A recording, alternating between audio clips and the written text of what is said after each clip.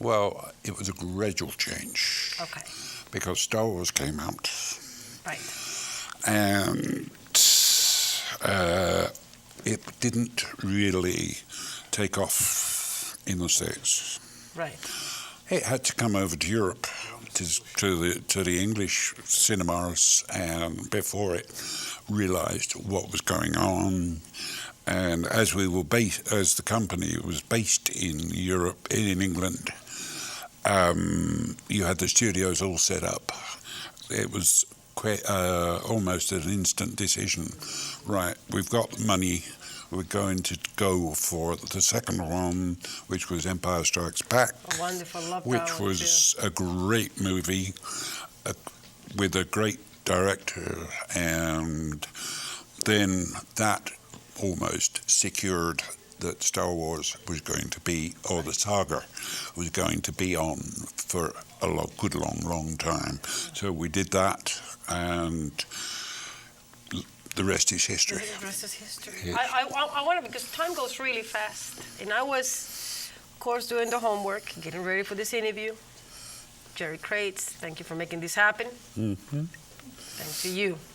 And I got the email with the writing of these wonderful books. Loved them. Loved them. I loved not only the story behind them, but the illustrations are so beautiful. Let me pick one so we can show to the camera. Can we talk about this? How you came up with this idea? Let me see if we can get a nice, I like this one. We got it still time. I don't know if we can get Angel a little close up. Very slow, beautiful. I can tell you about it. Can you tell me about it, Angie? Yeah, this particular sure. scene is when Peter was a teenager. When he was 8 years old, he saw the doctor really for the first time. And when the doctor came to his house and looked at him, he went and he spoke with his mother and said, what do you mean this child is 8 years old? Mm-hmm. Something's, he's, 50% larger than an 8-year-old. So from that point, they began to monitor Peter, and they realized that he did indeed have giantism, even though he didn't have a tumor on his pituitary. Okay, so he has some kind of a giantism that's not a normal giantism. As you can look at him, you don't see the high cheekbones, you don't see the forehead that a lot of people who have giantism have. And they started deciding that they were going to treat him, and I guess you were, 14, 16 by the time 14, 15. they went in and they did deep x-ray treatments on his pituitary because it was producing too much growth hormone.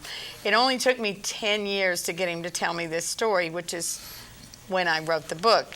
We'd been married for 10 years, and you keep asking, what was it like growing up, to be as a giant child? And Peter would just look at me and say, well, it was like everyone else. What do you mean? And I kept saying, I really think probably it wasn't like everyone else. That particular scene that you looked at was from when he was hospitalized, and the nurses, of course, he was the 18 house in the Still, we're talking about this one here. Yeah. And he was pushing 7 foot even at that point, and of course they would have to feed him, and he was in the hospital for 6 weeks being treated. So the girls would sneak him in at night down in the kitchen at the hospital to give him some extra meals, just a growing boy. Right. This is you too. Yep. I want to go back to you too. Yeah. That was bored. And then going through Peter's citizenship as well. Yeah, after we had the audacity to get married and didn't know that we were supposed to ask the government. We fell in love and we decided that we were going to have to be together. We didn't know there was immigration and all that stuff. What a world it's we're such living a in. challenge. What a world we're living. It's like why it wouldn't be simpler and easier for all of us to just love each other? Yeah. I mean, all these laws and regulations, Peter, for and what? so we wound up having to go back and work the and apply for citizenship and do the immigration thing after we got married, because we just didn't know. It would have been a lot simpler if we'd just done it before we got married, Yeah. but we didn't, you know, like I said, we didn't ask the government. We didn't know. So we just went and you know, got married because we needed to be together. Right, right. It's a love story, simple as Yeah. that. Yeah, it And was. all those pictures, especially in Growing Up Giant, are off original pictures. That they're the negatives of pictures. The artist for Growing Up Giant actually is my girlfriend who introduced me to Peter, who was in Arizona with us. That's And ironic. she's been an artist her whole life. Most of the work that she does is with the theater and making costumes and stuff. But at the time, she'd had her knee replaced and was home for several months in recovery, so I had her undivided attention. And I sat down and I said, I have the story now.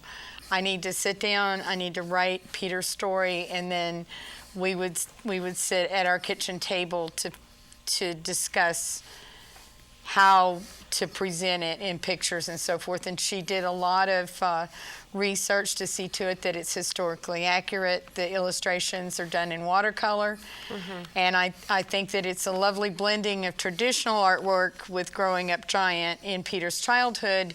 And then, of course, my favorite giant is the digital artwork. And we were fortunate enough to have Terry Naughton, who worked for Disney for 17 years. He's amazing. He's an amazing She's artist. phenomenal. Yes.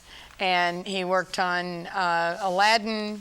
Look at this one. Can I get a shot? Look at this.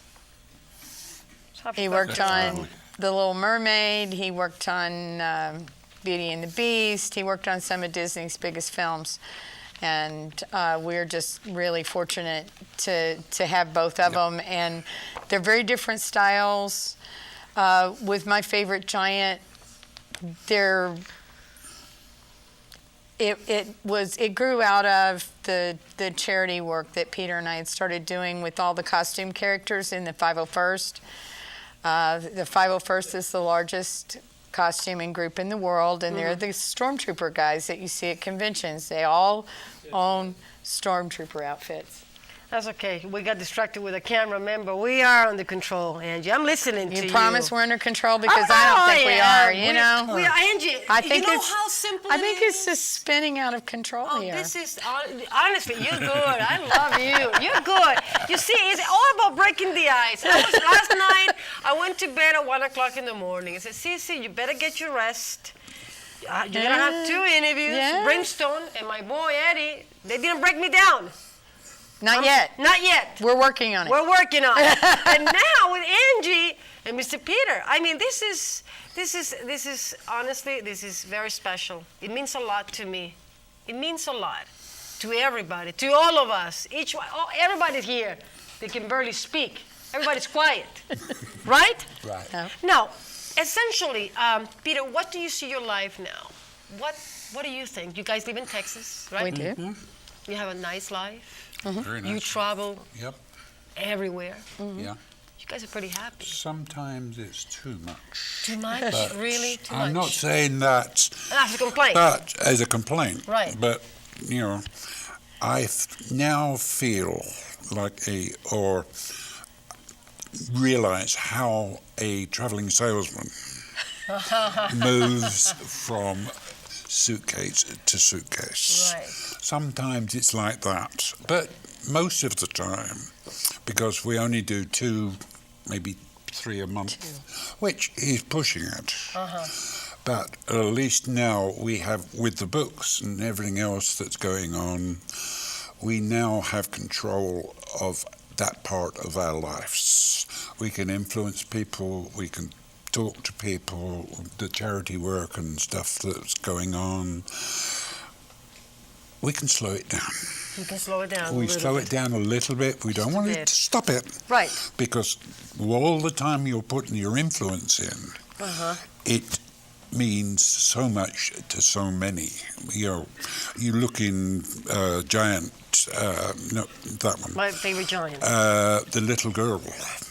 Yes. There's always a connection. There's always a connection. At least we've connected with that, And also, she is the daughter was the daughter, unfortunately, of the guy that founded the 501st Stormtroopers. So when we go to conventions, these books will be with us. And the guys buy them, or people that aren't even aware of charities. They see those books, Great cause. and they buy them. They'll either buy one or buy two, and we just put them there, put them out, and they pick them up and they read it, and they comment.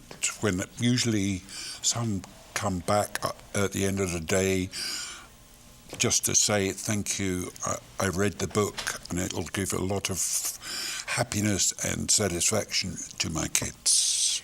Yes. What more can you do? Peter, Peter and Angie, the interview is gone. We have 1 minute left. Oh. Okay, Please. I really want to say, as far as my favorite giant is concerned, okay, the theme of the book is basically for us to take the time to get to know each other, because I admit, Connect, yes. in watching you, you are gregarious, you're vivacious, and you've been an absolute delight. Thank you. No, really. You honestly, it's you true. enjoyed Yeah, it? I mean, I absolutely. come from the heart. You It's know? kind of hard for me to break it and to be and sit down this way and don't ask this, seriously, don't do this. You know how much pressure I have in my brain? I can imagine. Yeah. So what we did was we took the time to get to know you, which is the Yes. theme of this book. You make that connection. You have to. And It's about making connection. It's making the human connection human between connection. between people, and we would really like to see a lot of people do that in this Yep. world.